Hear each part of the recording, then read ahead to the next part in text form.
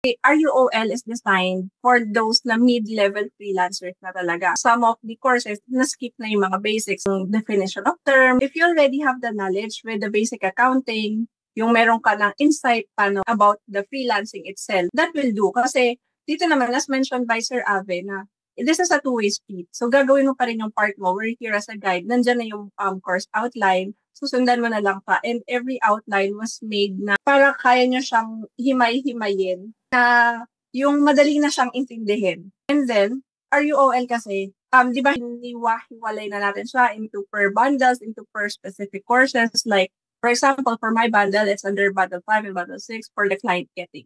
So my focus is for you to land your clients, your first clients, or your next, second, third, fourth, fifth clients na on your own. In essence, nandun pa rin yung kailangan yung basics that you need para makapag-start kayo and to steal your freelancing game. With the other mentors, ganun din siya naka-design. From hindi na siya yung pinaka-basic like what is accounting, what is bookkeeping, ano yung debit and credit, na kapag nag-enroll kayo is automatically pag natapos nyo, ito yung client mo.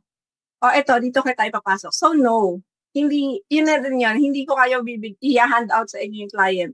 This is designed for you to stand alone na kaya mo na siya kahit wala kami.